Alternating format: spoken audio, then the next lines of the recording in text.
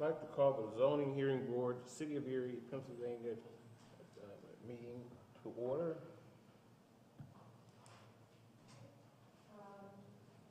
We will do roll call first. Did you have something to say? Yes. Where's the recorder? She is on Zoom today. She has checked in. She is right here. Okay. Okay. And as an extra, if anybody is going to speak for any of the hearings when they swear everybody in, if there's anybody on Zoom in here, just put your hands. Very good. Ms. King is absent. Mr. Dawson? Present. Mr. Johnson?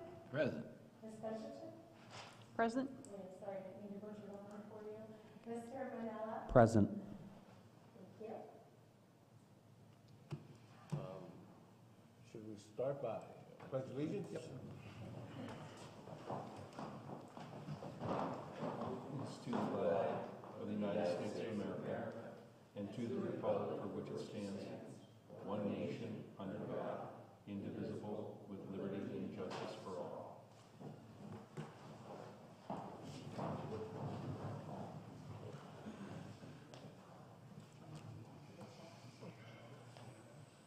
I'd like to call for the approval of the minutes.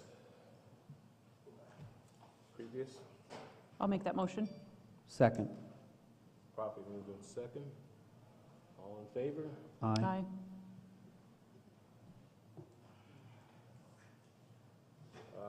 Should be noted from last meeting that Selena King has resigned.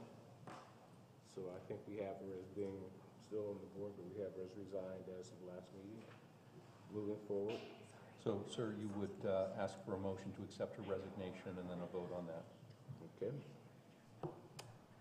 Mr. Chairman, I'll move to accept Selena King's resignation. I'll second. It's been properly moved in second. Any questions? Any questions? Hearing none. All in favor? Aye. Those opposed have the same option. Appeals to be heard. All persons need to be sworn in for testimony, and when you're at the microphone, please state your name and give your address and who you represent, please. Ready for the appeals. Okay. Our first appeal is appeal number 12269 by Matthew Larson concerning a property located at 549 East 33rd Street, index number 18-5374-202, located in an R1A traditional single-family residential zoning district. The appellant is requesting a use variance for retail business. Per section 20411, the city ordinance reads, retail business is not a permitted use in the R1A traditional single-family residential zoning district. This property was formerly zoned C1.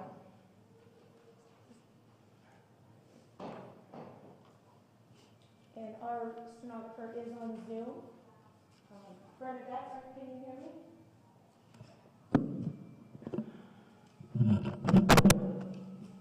Yes. Hi, Bernadette. Dan Susi. Ladies and gentlemen, Dan Susi on behalf of Mr. Larson. My address at the office is 714 Sassafras Street, Erie, PA 16501. My telephone number is 454-3418 if anybody wants to call me. We were provided information about this hearing and the procedures and the criteria. So in order to be brief, I prepared a brief outline for myself. I didn't bring copies for everybody, but I'd like to address the 5 factors plus a couple of other things. And as we go through this, I took some photographs of that property. It's right at the corner of 33rd and Pine Avenue. And what is existing at the 33rd and Pine Avenue, and the reason I'm going to start this way is because it makes the rest of the criteria easier to follow and understand, is a Circle K restaurant, a Circle K convenience store, something called an all-in-one supermarket, an automobile repair and sales shop, a foot doctor, a place called Crotty's Tire, Dugan Appliances. So within a very short distance of this intersection where this property is located, some of which are contiguous to this subject, are commercial and business properties. The only residential that is here is a piece of property immediately to the west, and the photograph would indicate that that residence is at least a story, maybe 10 foot higher.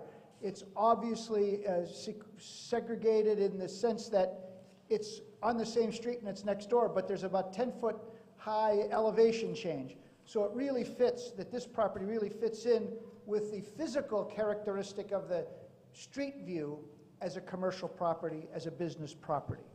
They changed the zoning and took it from the C1, and the historical records indicate that it was either a tavern or a beauty salon for at least 45 years. There may have been a couple of apartments in it, but nonetheless, it had been used for that. And then lastly, I note that as it's zoned, it can't be used for anything other than a residential, single-family residential. There are multiple units there, but when they zoned it in, anything we'd have to change it for any purpose, because the two-family, 3 or 4 units, it was only permitted under an R2, not an R1A. So as we go through the criteria, the unnecessary hardship is item number 1. The change in that nature of that property, there's a 24-unit paved parking lot in the rear, and the whole front of that building is a paved parking lot. You can see it from the photographs. It's there in the historical records of the property. That would not be conducive for a residential use. I mean, it's not going to be something that mom and dad are going to put a playground in, or somebody's going to put in a garden or a sandbox. I mean, it's a paved parking lot, which means to convert it to a single-family use, it would require substantial effort to take up some or all of that and to reinduce it as some sort of grassy area or front yard. If you notice in the photograph, there's 3 doors across the front of the building, noted as units A, B, and C. I suggest that because they're not noted as apartments 1, 2, and 3, or apartments A, B, and C. They're units 1, 2, and 3, which imply to me that it's commercial in its nature. You see that a lot in suites or units when we're dealing with for mailing purposes and so forth. And the one property that's been used as a beauty salon since at least the records go back to 1977 would require, on the inside, would require substantial modification to turn it into a residential piece of property. So as far as the first section of the criterion, that the unnecessary hardship created by the unique physical conditions of the property, it would be a huge burden to convert it back to an R1 zoning. The physical circumstances, again, it's similar to that with a paved parking lot, and the interior is going to require some changes for this to be zoned or to fit the zoning. You know, that it says that there's no possibility the property can be developed in strict conformity with the provisions of the zoning ordinance. Like I said earlier, strict conformity is a single-family residence, and it has to be changed for that because it's 3 units. You can see that there's 3 doors. You can see that there was past usage. So it can't be used for anything right now, technically, according to the zoning law. It couldn't be sold as a R1. The hardship creation, item number 3. The unnecessary hardship has not been created by the applicant. That property has been that way since Mr. Larson purchased it. 16 years ago, he had it rented out as a beauty shop or some other commercials. There were some residential apartments there, I think on the one side or on the second floor. But he did not create it, so he's not coming here saying, look, I did an oops. I did all this stuff, and then I realized it's not a good thing, so I want to go back. That's how it was. That's how it was before they changed the zoning, that it belongs in that framework of a business zoning, or at least now as a variance, and it's something he didn't create. It was thrust on him in the change of the zoning ordinance. Number 4, the variance does not alter the character of the neighborhood, and that's why I went through the photographs, or I took the photographs, which I'd be glad to submit, but I'm sure you're all familiar with 33rd and Pine Avenue. it doesn't change the character of that neighborhood. Like I said, there's parking lots all around there. There's a store right contiguous next to it to the east, southeast. There's a automobile repair shop right across the street with cars parked all around there, a Foot Doctor, a Circle K. This fits right within that parameters of what those four corners of that intersection look like. And again, just down the street is the Crotty Tire and Dugan Appliance. The house, again, not to diminish, but the house to the west is a single-family dwelling, but again, it's elevated, there's a tree line, there's shrubs and big trees that kind of demark the area. So it's like on this side is business, and on that side going to the west is residential. And then also in the back of this property, it looks like that there's 2 sets of 6 or 8 unit apartment buildings that would front on 34th Street right across from the church. They are not on Pine Avenue, but in the backyard of this building are also multi-unit residential apartment buildings. And then lastly, on the number 5, the variance would represent the minimum of afforded relief for the best modification possible to the regulation at issue. Recognizing that changing that to a single-family dwelling would be a monstrous and a gargantuan effort, that there'd be very little modification to any of the physical structure, other than maybe some painting and maybe a specific use to the buyer, move a wall or something. But as far as the parking lot, nothing really has to be changed and just cleaned up. So it is just like the absolute minimum necessary changes. The fact that it is a variance from a residential, you can see from the photographs that's posted that it fits right within the character, and we're not putting in a foundry, we're not putting in a bordello. It's just a place that's already has been a tavern or a beauty shop, and purportedly that's what it'll be going forward. That's all I have on this. I certainly would have questions, and Mr. Larson is here if you have questions for Mr. Larson, but he could tell you that in order to be easily saleable and transferred, it would need to have the variance to allow this use. Thank you. Dan, do you have a photo of the backyard? I know there's one here that looks like it includes part of it, but it's not particularly clear, kind of shaded over. I do not. I have a couple pictures of the front yard. The only thing that we have in the backyard was a drawing, I believe, that was provided. If it's not in part of your record, I will share my copy with you. The drawing. Well, there is a drawing provided, but it's from several decades ago. So I was just wondering whether or not that is still paved over in the back. I was there about an hour and a half ago, and unless we had a divine intervention, there is still paved parking lot in the whole back of that. But I don't want to deceive you. The whole back is not paved. There is a grassy strip along the very back part of that lot. But I would say 2/3 of the back area are paved. The driveway along the east side of the building that goes underneath that little portico is paved, and the entire front is paved. Do you know when the zoning changed to R1A?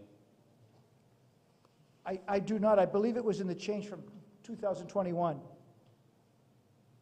was never notified when the zoning changed on that. Excuse me, you must be able to come to there, one person at a time. You come up. That was Mr. Larson, but we didn't call him as a witness yet. I just wanted you to be aware that whose voice you heard.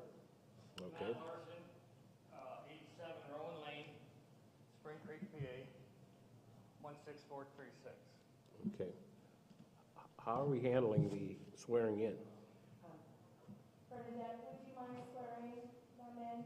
Both men, please. Well, actually, just Mr. Larson. Mr. Susi's an attorney. He's always under oath. Do you swear that the testimony you're about to give will be the truth, the whole truth, and nothing but the truth, so help you God? I do. Thank you. Okay. Please identify yourself and You can put address. your hand on me. Matt Larson, 87 Rowan Lane, Spring Creek, PA, 16436, and the owner of 549 East 33rd for the past 16 to 17 years. Okay. The question the gentleman asked was about when the zoning change occurred. I never knew that it did until I tried to sell the building. When did you buy it? You said last 16, 17 years. 16 or 17 years ago. 2004, 2005, Yep, something yeah. like that? Jake, do we happen to know when that zoning changed? I did research the previous zoning maps, and apparently, up until the 2000 zoning ordinance that was adopted in 2000, it was still zoned C1. When the new ordinance was adopted in 2005, the zoning map had changed that property from C1 to R1A. So the change occurred sometime between 2000 and 2005? It would have been valid. All the previous zoning maps show it as a C1 property for that corner until the 2005 map. Okay. The various permits, occupancy permits, all indicated a C1 zoning and use of mostly a beauty salon. But there was a tavern at one time, a restaurant of some sort. Question for you, Jake. In 2000, Ron Desser was the zoning secretary, and we rewrote the laws. 2005, Brenda Sandberg took it over, rewrote the law. So from 2005 up till now, I mean, wouldn't that be grandfathered in? Well, I mean, I'll answer that question because you're kind of asking Jake for a legal conclusion. So it wouldn't necessarily be grandfathered in. I mean, the use as a beauty salon would have been grandfathered in as a non-conforming use.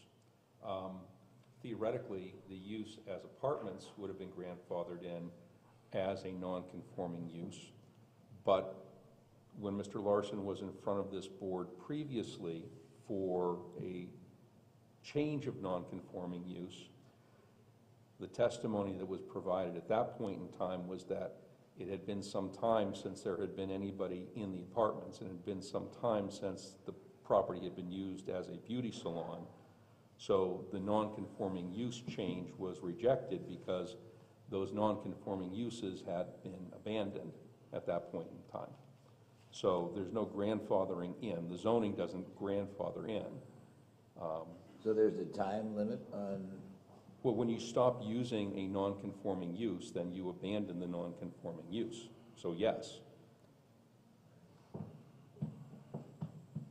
So this is not a change in non-conforming use that they're asking for. This is a straightforward use change variance, and Dan has gone through the various criteria that you have to consider, and he's hit all the ones that you know we need to consider in this request, but just getting additional information about when the zoning ordinance changed. Did it change at the point in time prior to Mr. Larson purchasing the property or after Mr. Larson purchasing the property? That's something to consider at this juncture. The other just general question, Dan, is was there any thought to going to City Council or the Planning Commission and asking them to actually rezone this lot? Because they have a lot more discretion than the zoning hearing board does in that regard. Right? The zoning hearing board has a number of criteria to consider. The city could do what it did here and simply change the zoning designation of the lot. I can't, I'll tell you the answer to that is that no, he hasn't discussed that with me. He brought me in when the non-conforming use was denied and applied for a variance. I felt it was the most beneficial, economical to him for me to come to a hearing and explain how the 5 criteria do apply. It would save him money, save him effort, save him time. I mean, as a zoning hearing board, you have some of the authority to make those slight changes, and the historical context shows that it's not that far out of, it's not that big of a reach for the board to make that variance change. I suspect that, you know, his options, that, you know, if you deny it, would be to go back and either take an appeal or go back and ask for the zoning board. But it just seems to me, with the information that we have in the record, we'd be spinning people's wheels. I don't think this is really a stretch to grant that, but that's why you're there and I'm here.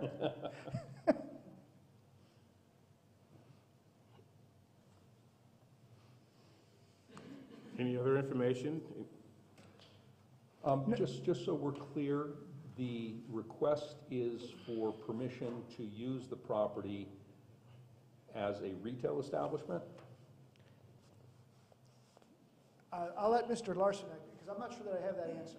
Yeah, I have, when I went to sell the building, I have a client that wants to buy it through a realtor, but he wants to be able to live there and run his business rather than, he's renting a business place somewhere else and he lives somewhere else. He's trying to combine everything, and this is when all this came up, when we had a buyer, and that kind of on hold right now. So he's looking to have a retail business, and being that there's one within 60 feet, I mean, I didn't think it was a stretch, but I guess that's why we're here.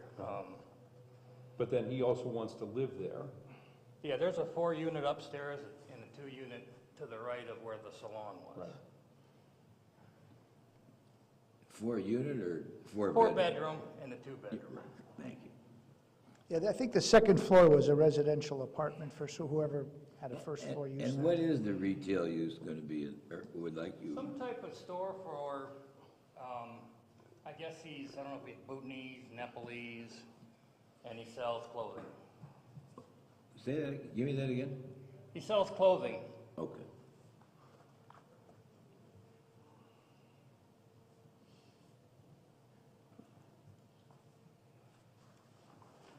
Because a live-work arrangement is not a permitted use in C1.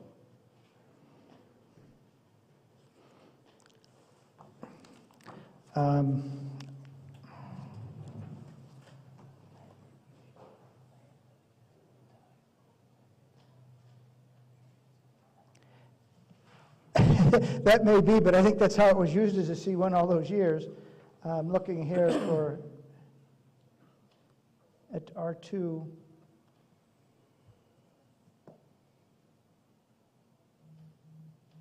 R2 allows home occupations. I'm not sure what the definition of that is. I don't have that as in my definitional section. I mean, retail's not a home occupation. Jake, question. When was this building built? What year?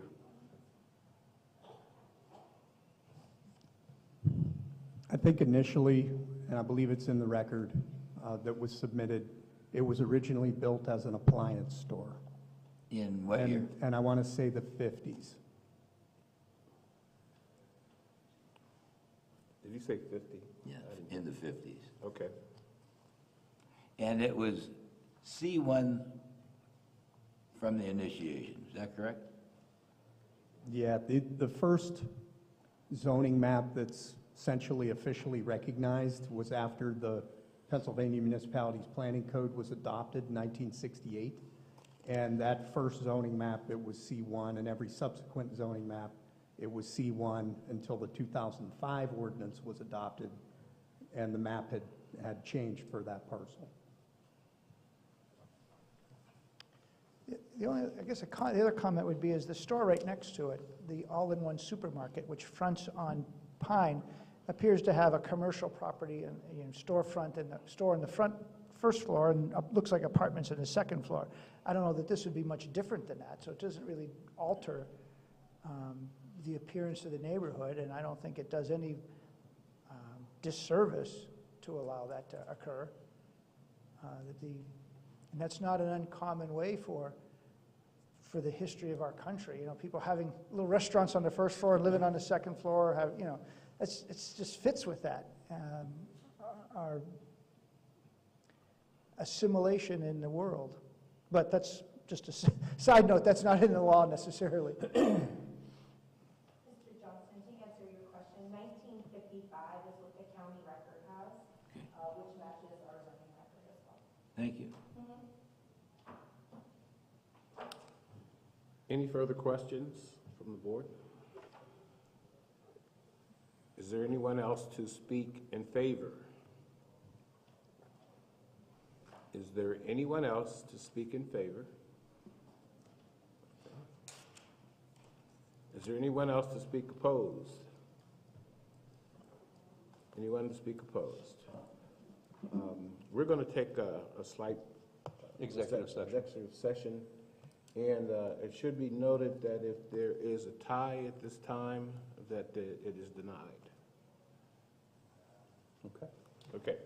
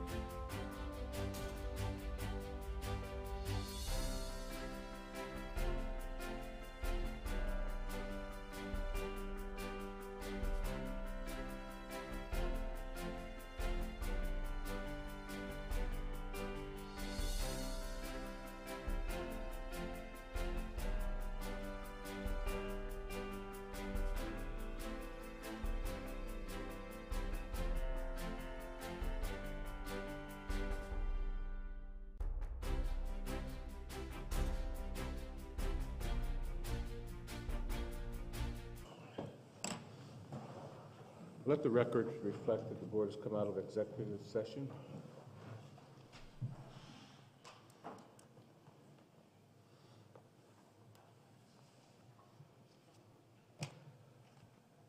So is there a motion with regard to Appeal 12269?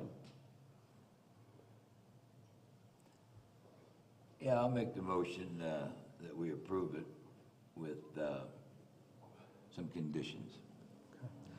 And my understanding is that those conditions are that the approval would be for use as a retail business and as a single-family dwelling, so a live-work arrangement, but no additional residential rentals. So in other words, there's going to be a dwelling unit up top, there's going to be a retail establishment down below, but no other apartments would be permitted. Is that correct? That's the motion? That's the motion. Okay. Mr. Chairman, I'll second the motion. So it's been properly moved in second. Are there any questions? Are there any questions? Hearing none. How shall we vote? Mr. Dawson? In favor? Mr. Johnson? Yes. Ms. Genshin? No. And Mr. Manal? Yes. With 3 yeses, the motion has passed. Next appeal.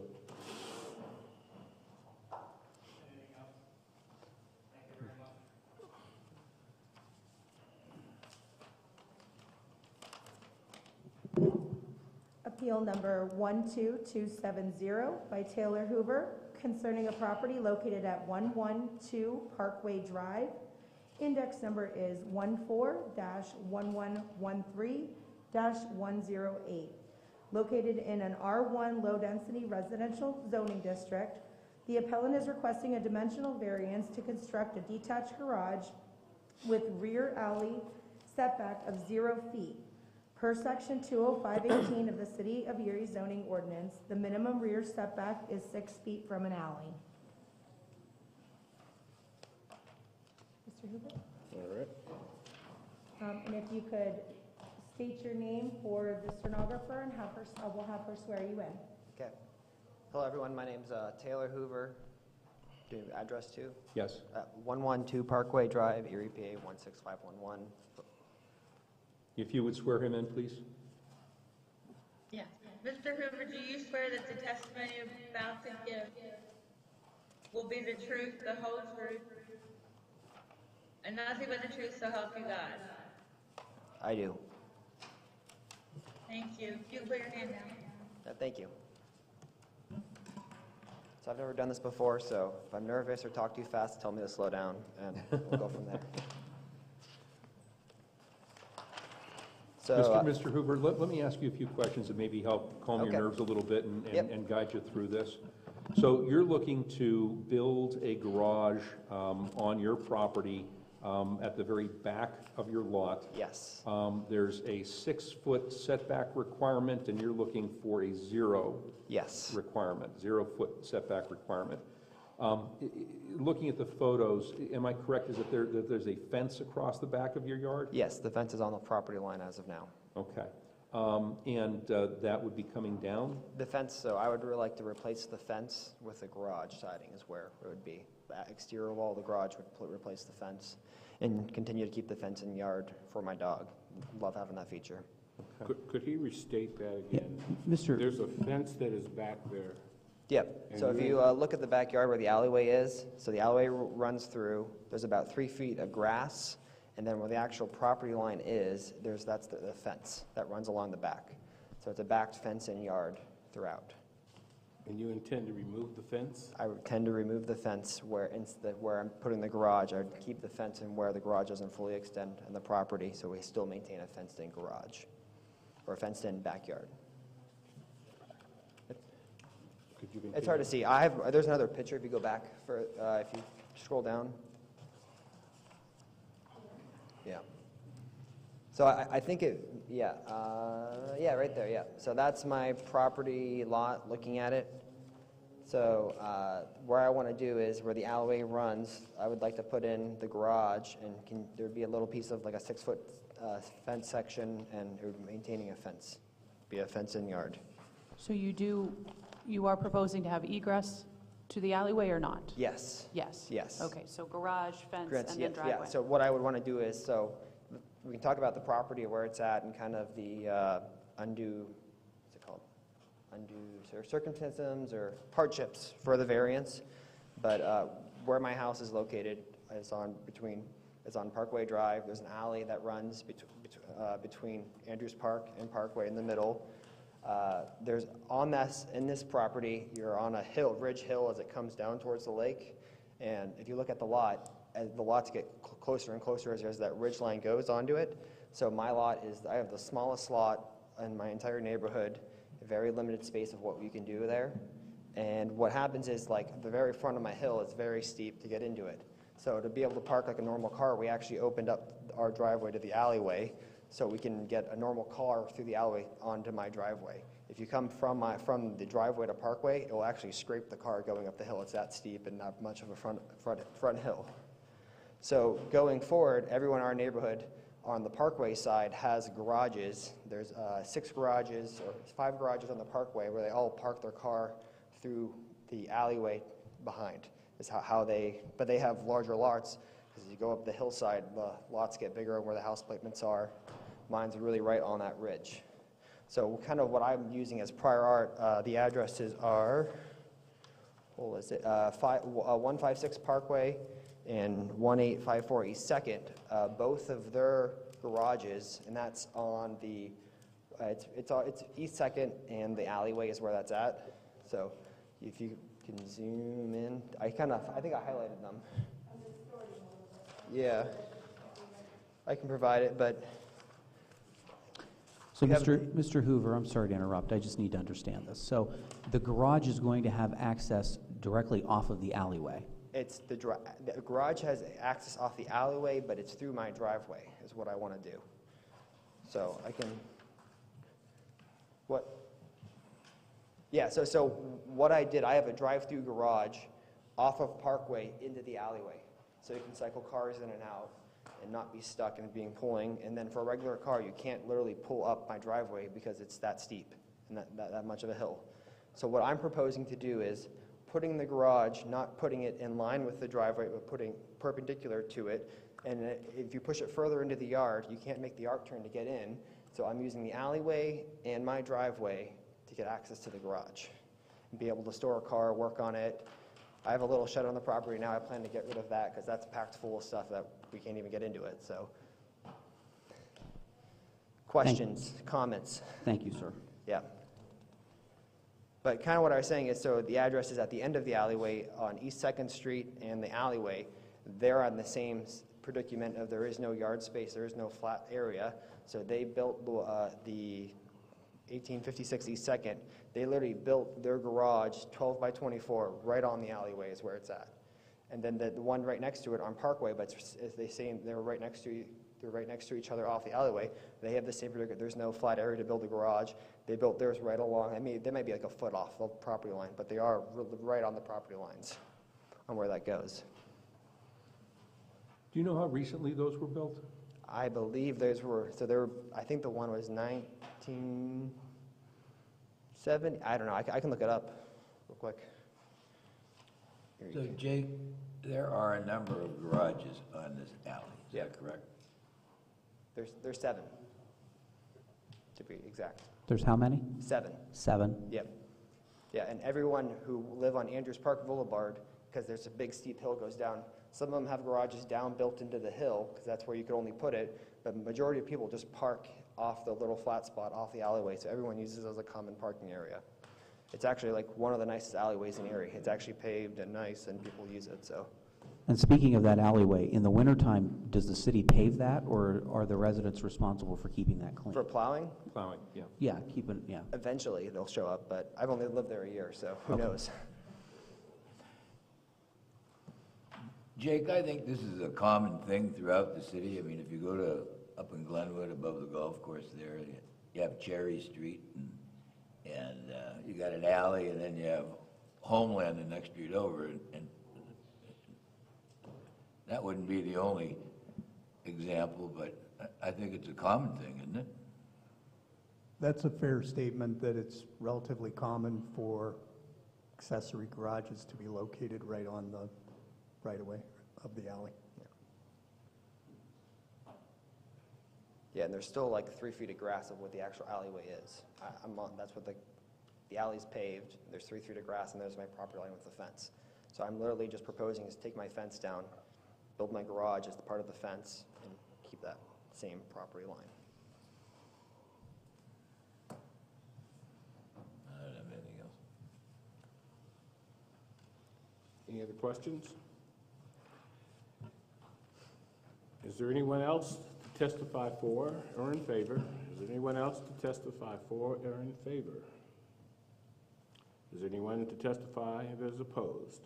Anyone opposed? Anyone have any comments? Hearing none. Are there any questions? Are we prepared to vote? Yep. Call for the vote.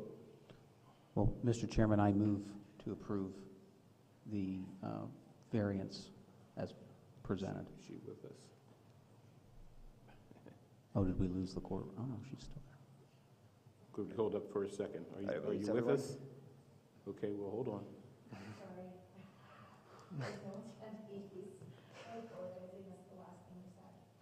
We're calling for the vote.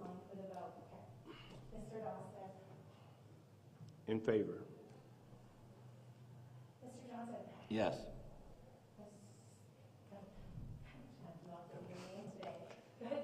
Yes.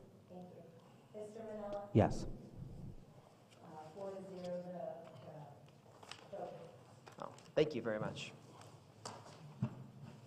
Next appeal.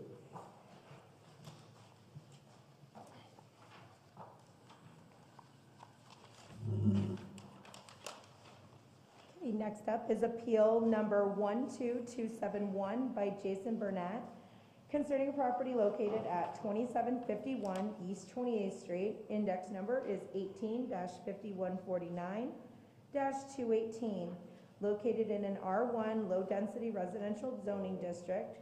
The appellant is requesting a dimensional variance to construct a detached accessory structure. Per section 205.18 of the City of Erie zoning ordinance, the maximum size of the detached accessory structure is 720 square feet in the R1 zoning district. 1,020 square feet is proposed.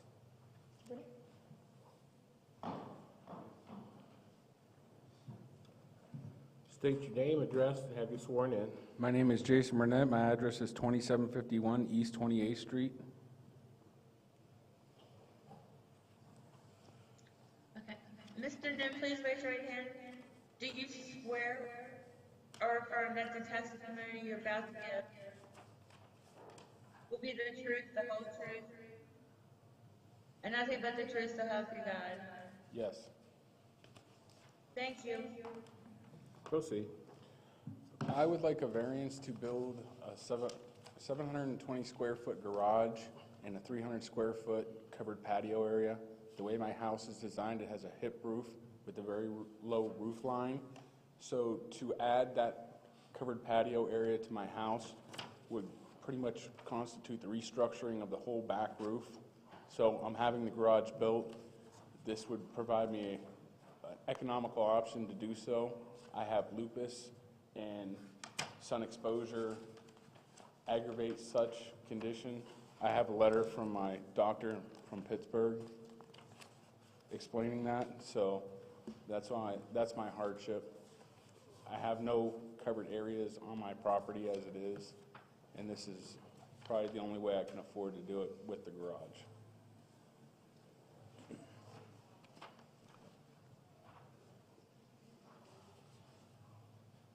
Could you restate maybe how you feel you meet the criteria for the variance? What's that? Could you restate how you feel you meet the criteria for the variance? I have a medical hardship. I have lupus, and I'm not supposed to be in this direct sunlight. I'm supposed to limit my exposure. I have no covered outdoor areas on my property. That's what I'm asking for. Just a couple of questions. I see the photograph here of your property. Right now, you have a shed back there? Yes. And you're going to move that shed? Yes. Okay, and then you're going to extend your driveway back? Yes. Okay. Is there any reason, and I get why you would want to have the covered area, but when we're talking about a dimensional variance, is there any reason why you couldn't do that with a 720-foot building as opposed to a 1,020-foot building? Why do you need the extra 300 feet? I have a muscle car and a bunch of parts, and the idea is to be able to park in it in the winter for myself and my fiance. So we need a garage that's 24 by, to accommodate 2 cars. Okay, well, that doesn't have anything to do with your medical condition. Okay. So could we build a smaller garage and have a covered patio? Yes. Yes, we could.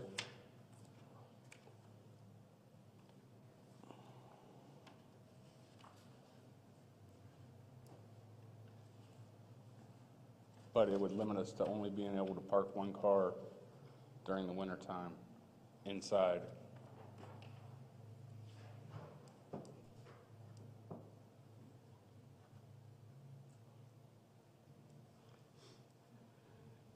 Any other questions from the board?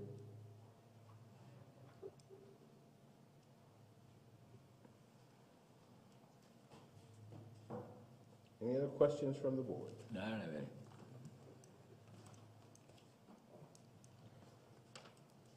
Do you want an executive session, or do you want to vote? Yes. Okay.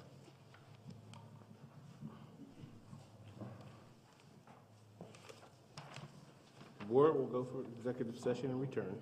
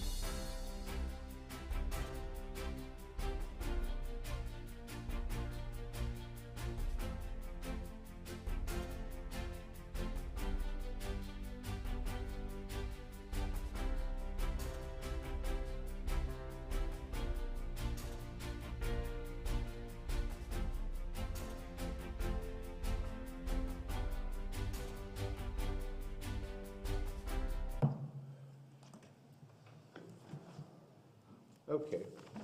The zoning hearing board is back from executive session. Mr. Chairman, I make a motion to deny the variance request. Do we have a second? Need a second? I'll second. Mr. Burnett, just by way of explanation, in order to qualify for a variance, you need to meet some of the criteria. You might have heard Attorney Susi go through them when he was making the presentation for his client. You've got to show that there is a hardship that's not of your own making, and that the change that you're requesting, among other things, is the least change necessary. You can build a garage and you can have a covered patio, but the limit on that is the 720 feet in the zoning ordinance. Right. And your situation isn't such that it would qualify for a variance. At least that's the discussion for the board, and then they're gonna vote. There's been a motion and a second. Can I ask a question? If I was to go to the zoning office and ask to build a 15 by 15 covered patio attached to my house, I don't believe there'd be any discussion or consideration as to whether it's something that I can do. I think it would automatically be approved because people do it every day. I'm asking from a financial standpoint to be able to do it on my garage because the financial cost would be substantially less. If this gets denied and I go 2 years from now or 3 years from now, essentially I will build that onto my house and essentially be consuming the same 29% of my property that this structure would cost or would cover. So I'm just asking for the board and a variance to allow me to do it in a nice, neat package, detached from my house, and give me a place to enjoy the outside. That's my hardship. It's financial means. It's a garage to store our stuff, our vehicles in the winter, and a place for me to enjoy the outside during the summer without a huge financial burden. We're in the process here of completing, I guess our solicitor was trying to give you some ways that you could continue on with the garage if that's what you wanted to do, in essence. Okay. But based on what you've presented and the criteria, we would have to deny that. Okay. Okay. You call for the vote then? Call for the vote. Mr. Gossett? Deny. Mr. Johnson? Deny. Ms. Betchett? Deny. Mr. Reynolds? Deny. 0 for the motion.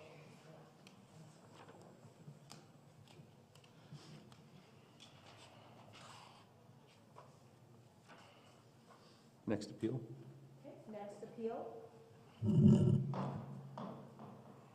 12272 by Robert W. Haffensteiner Jr. concerning a property located at the northeast corner of East 33rd and German Street, index number 18-5092-109, 110, and 112. In an R1A traditional residential zoning district, the appellant is requesting a use variance to construct an off-street parking lot. Per section 204.11 of the City of Erie zoning ordinance, an off-street parking lot is not a permitted use. And if you wouldn't mind, Burnett would swear you in. Hello. Robert W. Haffensteiner Jr., 644 East 32nd Street, Erie, Pennsylvania. Do you swear that the testimony you're about to give will be the truth?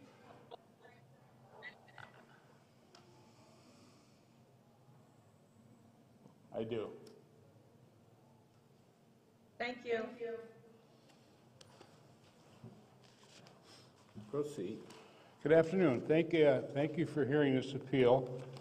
I purchased these properties a few years ago with the intentions of hopefully being able to move our limousine buses from a rented area onto this property.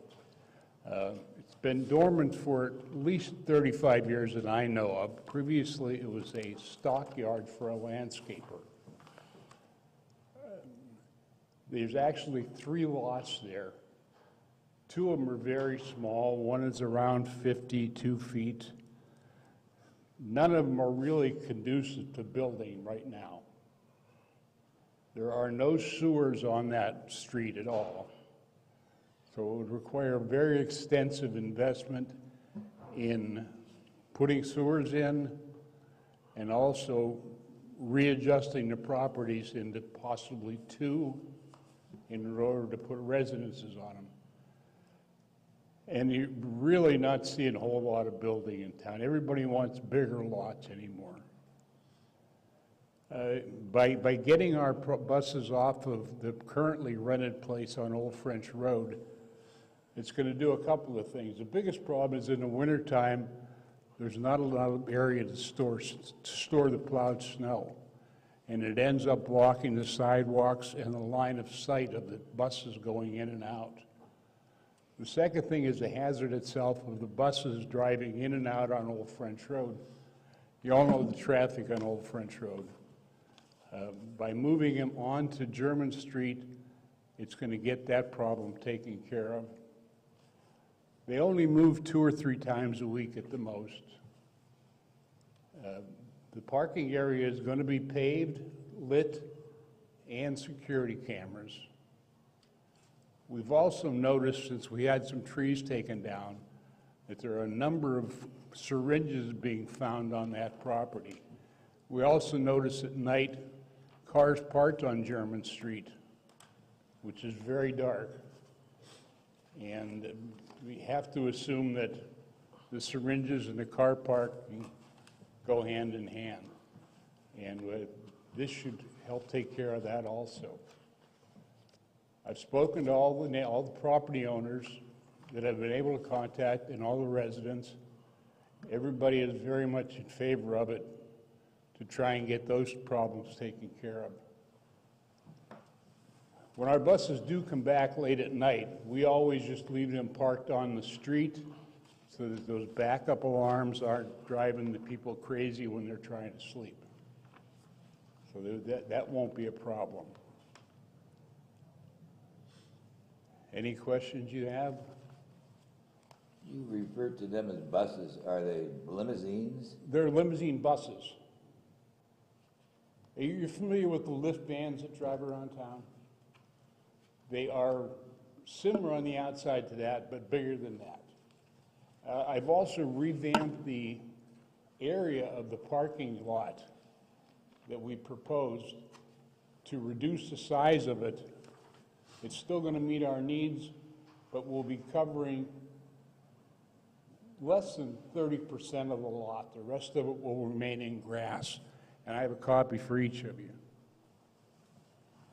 And I assume you own this Yes. limo buses? Yes. How long have you been doing that? I've owned Rupp Limousine for 43 years.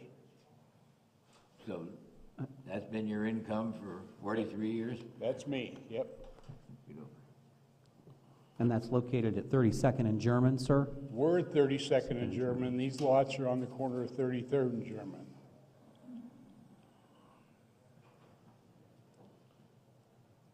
Were you ever employed by the city? I'm sorry? Were you ever employed by the city of Erie? Yes, sir, I was. What were you? I was a police officer. Thank you. I have a question for Jake. If you pave a lot, does it require drainage?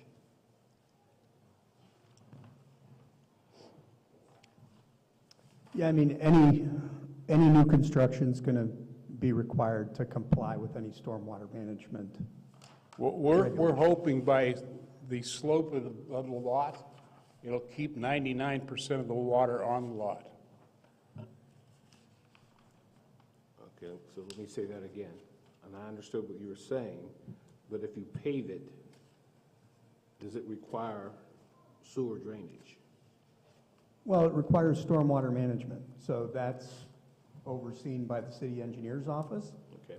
So depending on the size of the parking area, of the impervious surface, that's going to dictate the type of stormwater improvements that would need to be made. And to be able to capture the water on site is the preferred method. That's a best management practice, to be able to put a retention basin or other.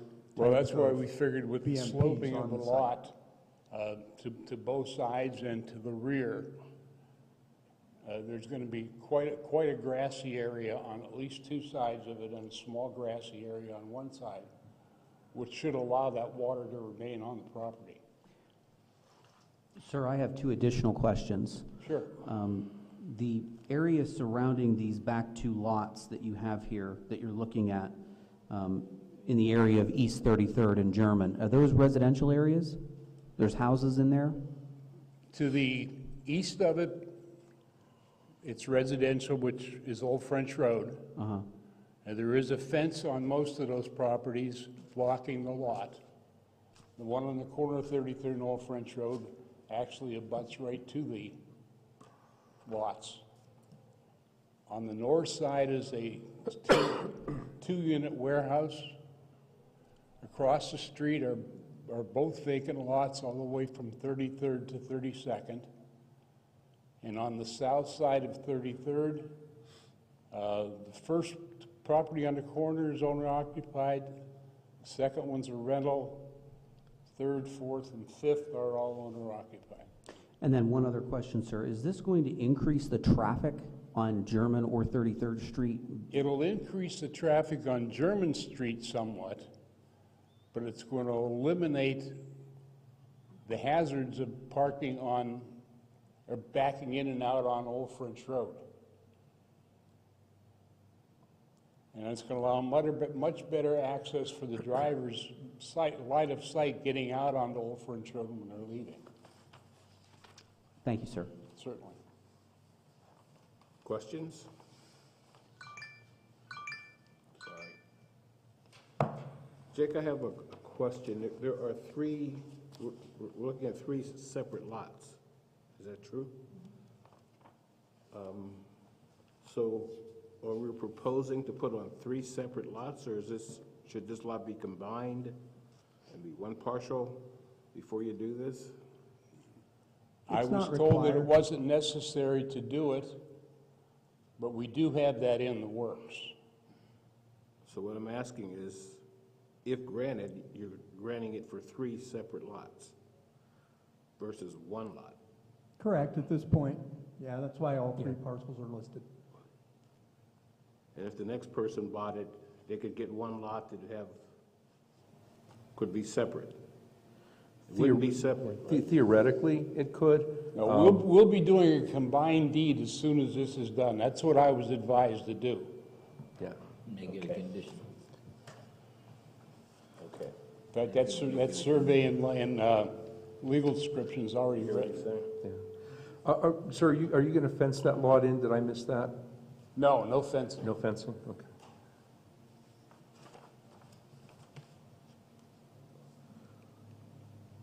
To the board, or would you consider a condition of combining all three lots in order to proceed? Yep. Is there anyone else? Go ahead, please. And you said you do have that in the works already? Yeah, To combine the lots? Welke has already done the combined survey and written the legal description. And Attorney Roger Richards' office is ready to do the legal filing as soon as we get done with this. Good. They didn't want to get them both going at the same time to confuse things. I would like to hear a motion to... Smart? All in favor? Anyone else in favor? Anyone else opposed? Anyone else opposed? Board? Good. I'll make a motion that we approve with the condition that the lots are all combined into one index number. Second. Been properly moved in second. Any questions on that motion? Any questions? No, Any sir. questions? All in favor?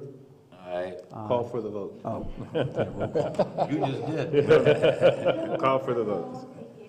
Let her do the roll call. Yes. Well, Mr. Solicitor, would it be okay if I entered something into the record before we voted, or no? Is that improper? Sorry, one more time? I said it would be okay if I said something before we voted. Is that improper at this point? No, you can go ahead and do that. Okay, Mr. Chairman, I apologize. I know that the members want to vote. I guess my concern, I'm going to vote for this, sir. My Okay. concern is kids and the traffic. I'm very worried about, I understand, I just did a Google satellite map to see what it looked like. My concern is kids living in that particular neighborhood. I would just hate to see something happen to somebody that runs out onto the street. Well, the buses are traveling German Street and 32nd and 33rd all the time anyway.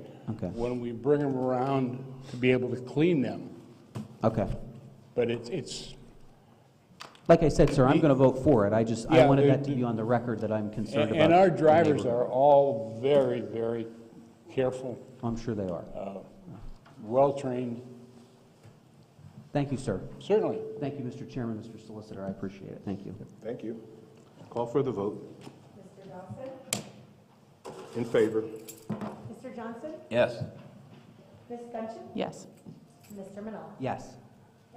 4-0, motion has passed. Thank you all very much. Thank you. Before adjournment, just one quick notice. I'd sent something out to everybody earlier, but just to let you know that there was an appeal, a further appeal on the Ferguson matter. So that was the one from December of 2020. Judge Ridge had ruled in our favor based on the appeal from the zoning hearing board, and now Ms. Ferguson has filed an appeal to the Commonwealth Court. So that will be in process, and it's going to take a while. Jake, I'd like to mention that next Tuesday is Election Day, the 17th, and we have this meeting set. Training schedule. Training. And I'm not going to be able to make it. That would have been my next question. And I don't know, yeah, Mr. well, Johnson, you're the only response I did receive. So you can let me know if you'd like to later. No, I guess I'll attend, but, no, I mean, it's election day.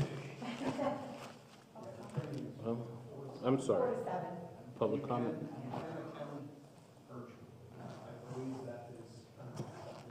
I will attend. You can go still up until that day, you need to take it about it as well, just an option. and I guess they're going to video this thing for someone that can't make it, is what Kathy mentioned to me.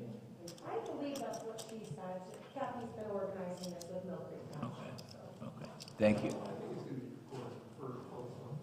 Okey-doke. Okay. Public comment?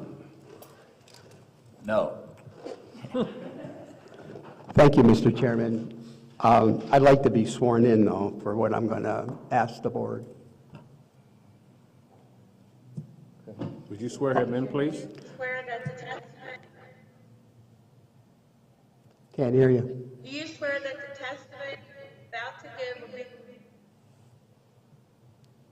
truth, For what? the whole truth, and nothing but the truth, God? Yes, per what you said that I heard. Thank you. Ed Kissel, 2815 6B, 16508. I'd like to address the board on an issue on our bayfront that you have been through, but I'd like to enter into my testimony and as evidence as either an inquiry, if the board wants to look at it, and or an official complaint on the property down on the bayfront. The first item is the press release. Would you hold up for a second? Jake, is he at the right place? We're for appeals, and it sounds like he wants to. I don't know what comments. Yeah, he can have his public comment. Okay. And what I don't want you to waste your precious breath. No, I appreciate that. Thank you. It has to do with decisions that have been made by the zoning hearing board and a number, the planning commission and the design review. I'd like to start off with the Scott Enterprise announces the Harbor Place, a vision and plan for Erie's Bayfront. that was done on November 27th of 2013. And it's a document that shows the whole layout of what they have proposed to do, including a sheet on the public access issue on their properties. And just real quick, so you understand where I may be coming from, Scott has 3 parcels of land in that complex from the Bayfront Parkway going north to the water's, not to the water's edge, to the 18-foot concrete public walkway, and then basically from State Street over to the tower, to give you some picture of that. From the Bayfront Parkway going north to Front Street, which runs in front of the library and exits on State Street, that is a 4-acre plot of land. The hotel from Front Street to the north and from State Street to the Library Museum is a 5-acre parcel. And the 3-acre parcel is on the back side on the Holland Street Pier from back of the Maritime Museum Library out to basically where the Port Authority is located. The parcels that I am talking about are basically the areas that he has already started to develop. He has developed a hotel, and on July 8th of 2014, these are the minutes as my Exhibit 2 of what the Zoning Hearing Board held and what they required. At that time, if you remember, I believe, Mr. Chairman, you might have been still on the board. I don't know if Mr. Jeffries was or not. But the height of the building, the planned hotel, is 50 feet. He needed 3 additional stories. And the board granted him that variance to go up to 8 stories. However, Lisa Austin was on the Zoning Hearing Board at the time and made a statement that the board accepted and the developer accepted, that any square footage over and above the 50 foot would be placed on the ground as green space. And there's about 32,000 square feet that equals to. Now, the hotel has been built, the beer garden has been built, and the restrooms are in the process of being built, but there is no public area that footprint has been put on. So I asked the Zoning Hearing Board, who approved this, to look into that as a concern of mine, and I'm sure the public's, for what was said. I have Exhibit 3, which is a letter from Lisa on that, what I just explained. I also have Exhibit 3A, which is from the Secretary of the Planning Commission at the time, Matt Punce, addressed to the mayor, the president, and members of council, that the developer met all his obligations at the city planning meeting and at the design review. Then I have Exhibit 4, which is the City Planning Commission meeting, the minutes of that where it was discussed. And finally, the City of Erie, at that time through the mayor, Joseph Sennett, put in for a $5 million redevelopment assistance capital program. And in that document, which I don't have all of it here, there's, statements that public access in different parks were supposed to be part of that agreement. So I present this to the board for either an inquiry or an investigation of, I don't call alleged violations, but what we were told through the Zoning Hearing Board, the Planning Commission, and Design Review, and the $5 million grant, that there is a concern.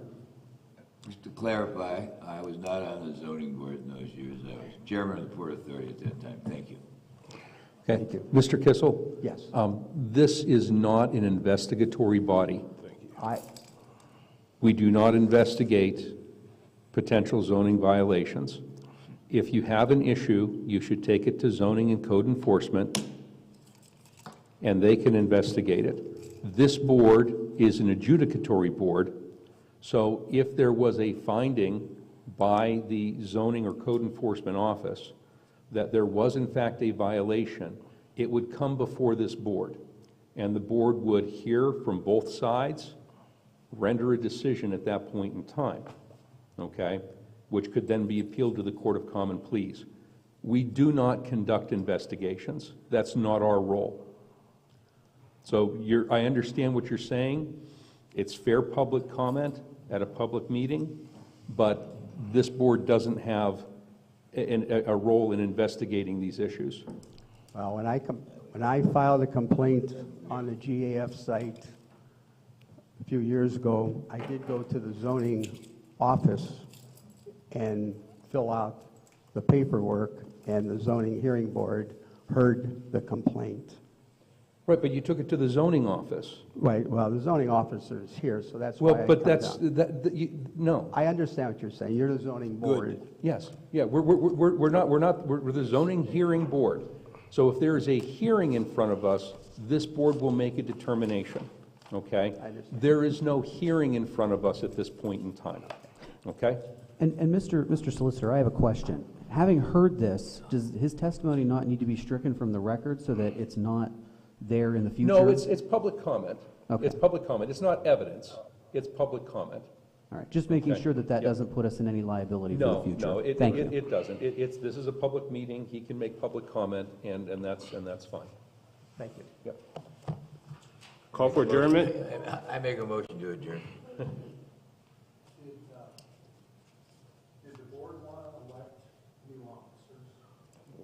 We could. Well, it's, yeah, I mean, we should reorganize. I missed a little of your discussion on Ms. King's announcement, so I wanted to make sure I didn't miss something. No, we did not vote to reorganize at that point in time. I think that, let's make that an agenda item for the June meeting, okay? I'm pretty sure that I'll be in Harrisburg for the convention. For June, for sure. Oh, okay, so that means we're not going to have a quorum. So, I do not have anybody that has submitted an application as of yet. no, we obviously couldn't vote to approve them today anyhow, really. So we'll make it an item for the July meeting. Since if there's not going to be, if we know that there's not going to be a quorum in June, then there's no point in holding the meeting. So we won't have a meeting in June, is that what we're saying? Yeah. Thank you. Yes. Yep. Okay. Thank you. Adjourn? Yeah, do it.